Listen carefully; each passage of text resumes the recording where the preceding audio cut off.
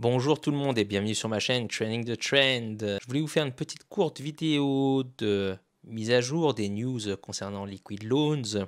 Comme vous avez vu sur ma vidéo de samedi, la levée de fonds a d'ores et déjà commencé. La rentabilité maximum de l'IDO, de cet IDO basé sur les sacrifices, s'étend jusqu'au 28 février. Ensuite, il y aura encore 20 jours pendant lesquels cette rentabilité va diminuer. Pour les détails, je vous invite à voir ma vidéo précédente concernant Liquid Loans. Je vous mets le lien en description. En 24 heures, Liquid Loans a réussi déjà à réunir plus de 5 millions en levée de fonds, donc c'est plutôt assez gros déjà comme chiffre. Ça vient de 1080 wallets, donc on a environ 5000 dollars par sacrifice sur Liquid Loans. Vous avez ici le classement, donc les premiers sont à 1 million de dollars, quasiment égalité. Ensuite, vous avez 300 000, 200 000, etc., etc. Il y a quelques graphes assez sympas à regarder si cela vous intéresse. Là, vous avez une distribution des sommes moyennes données en sacrifice. Donc, la moyenne se trouve à 5000 dollars, comme on l'a calculé, mais la médiane, elle, visuellement, on peut la deviner, c'est autour de 1000 dollars. Comprenez qu'en dessous de cette somme-là, vous avez 50% des portefeuilles et au-dessus de cette somme-là, vous avez 50% des portefeuilles. Là, la moyenne est déplacée vers les 5000 parce que vous avez des gros chiffres qui influent beaucoup sur cette métrique. Bon, je ne vais pas vous faire un cours de maths sur la moyenne et la médiane. Tapez sur Google si cela vous intéresse. Je crois que c'est quelque chose qu'on apprend en première S de mémoire. Mais je voulais vous parler d'un détail que j'avais omis sur ma précédente vidéo. C'est la possibilité de lock donc ces tokens, de ne pas les recevoir tout de suite. On peut les lock jusqu'à 24 mois. Et dans ce cas-là, au bout de 24 mois, soit 2 ans, vous recevrez non pas une fois les tokens que vous deviez recevoir, mais 2 fois et demi les tokens que vous deviez recevoir. Pour ce faire, pour communiquer la période de lock que vous souhaitez, comme vous l'avez vu, on ne peut sacrifier que en stablecoin. Donc dans ce cas-là, vous envoyez vos stablecoins et les deux chiffres après la virgule indiquent le nombre de mois que vous voulez locker vos tokens.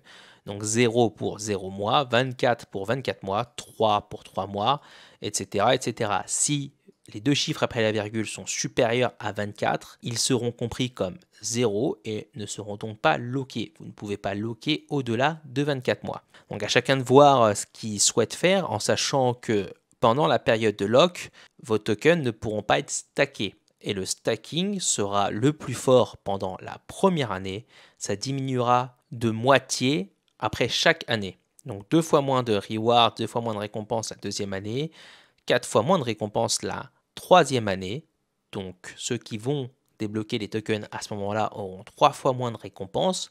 Ça n'a pas été communiqué, mais je pense pour que le lock soit intéressant, il faudrait que 2 ans de rewards en stackant soient moins intéressants que les 2 fois et demi tokens que vous aurez.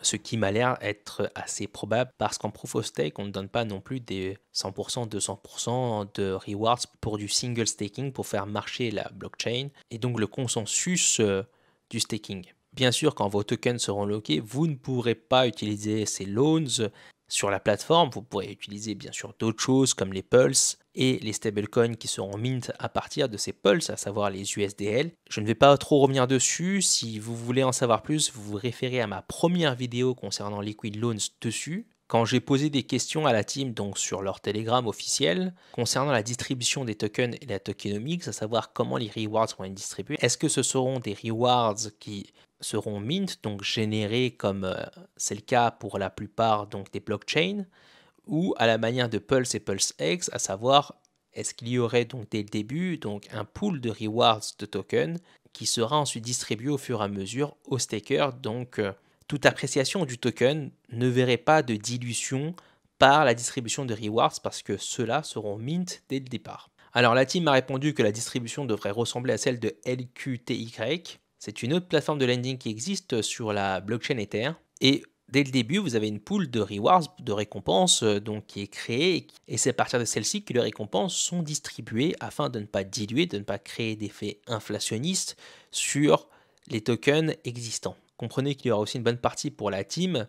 Donc là, sur LQTY, ce sera 24%. Je ne sais pas combien ce sera pour Liquid Loans. Un tiers, a priori, si on se base sur ce modèle-là, sera accordé donc à ceux qui sacrifieront. Pour ma part, je ne pense pas locker mes tokens parce que je voudrais participer à la plateforme le plus tôt possible. Sachez qu'au moment où cette vidéo sera publiée, vous aurez encore 8 jours pour faire vos recherches pour bénéficier du taux de rentabilité maximum par sacrifice. Je le répète, c'est une opération très risquée. Si c'est la première fois que vous tombez sur cette vidéo, regardez bien toute la playlist qui concerne X, Pulse X et ensuite Liquid Loans. Faites votre propre recherche là-dessus. Si ce projet vous intéresse, sachez que j'ai mon lien en parrainage dans la description. C'est 5% pour le parrain et pour le filleul. Si vous avez apprécié ce travail de recherche, merci de vous abonner à la chaîne et de liker ma vidéo.